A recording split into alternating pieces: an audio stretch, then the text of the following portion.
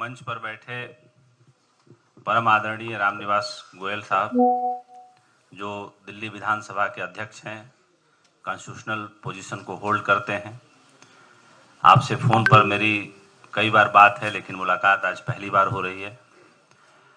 मनोज जी, जो मेरे मन दिल के बहुत करीब हैं, भावना जी, अजय रावल जी, मित्रा साहब और इस सभागार में बैठे सभी ज्योतिष जैसे गूढ़ विषय और गणना को समझने वाले विद्वज्जन।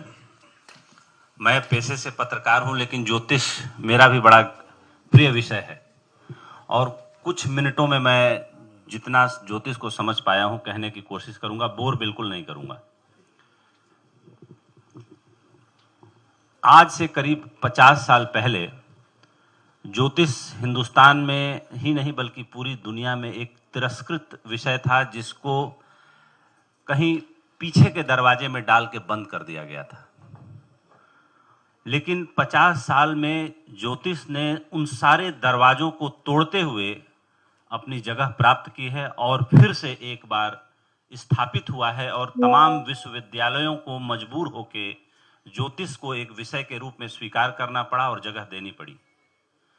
50 साल पहले हुए एक रिसर्च के आंकड़े के मुताबिक पूरी दुनिया में करीब करीब 78% लोग ज्योतिष के ऊपर भरोसा करते थे, लेकिन वो आम जन थे, विद्वज्जन नहीं थे। लेकिन अब जो समय बदला है 50 वर्षों में, अब ज्योतिष पर भरोसा करने वालों पे उन्होंने लिखा कि कम से कम 90,000 वर्ष पूर्व तो नक्षत्रों और ज्योतिष की गणनाओं के बारे में ज्ञान रहा ही होगा। और एक बात मैं आपसे कहना चाहता हूं कि जो गणित का आविष्कार हुआ हिंदुस्तान की धरती पर, 1 से लेकर 9 तक की जो संख्या बनी, वो ज्योतिष की गणनाओं के लिए ही आविष्कृत की गई। और 1 से लेकर के 9 तक की संख्या पूरे विश्व में भारत के द्वारा ही दी गई संख्या है। जो इंग्लिश का 9 है वो संस्कृत का 9 से ही बना हुआ है, और जो हिंदी का 1 है वो संस्कृत का पहले उसको अष्ट कहा जाता था और अंग्रेजी में अब उसको 1 कहा जाता है। तो तमाम जो आविष्कार हुए, चीजें हुई, वो यहीं से विकसित हुए।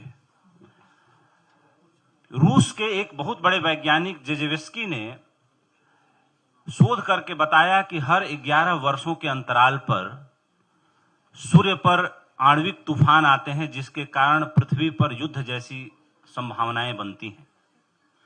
और जब उसने ये बात कही तो स्टार में ऐसी आपदा आ जाती है। लेकिन वो गुरु का सत्संग भी, संसर्ग भी रेत मुट्ठी में पकड़े हुए रेत की तरह होता है। जितने पल, जितने क्षण हम गुरु के शरण में होते हैं, उतने वक्त तो हमारी दुनिया और मन बड़ा पवित्र बदला हुआ सा लगता है। लेकिन जैसे ही हम वहां से हटते हैं, हम पुनः अपनी दुनिया में, उस कृत्रिम दुनिया में वापस लौट आते हैं।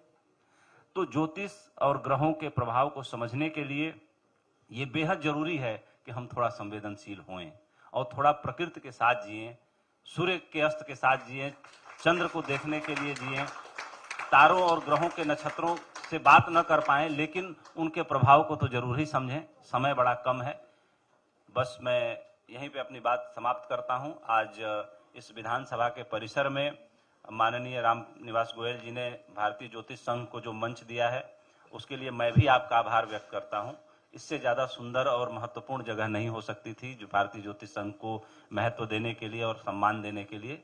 मैं मनोज नायर जी को बहुत धन्यवाद देता हूं कि उन्होंने मुझे बुलाया, याद किया और मेरी बात को आप लोगों ने बहुत ही एकाग्रता से सुना। इसके लिए मैं बहुत अनुग्रहित रहूंगा, बहुत अनुग्रहित हूं। बहुत बहुत आभार, धन्यवाद।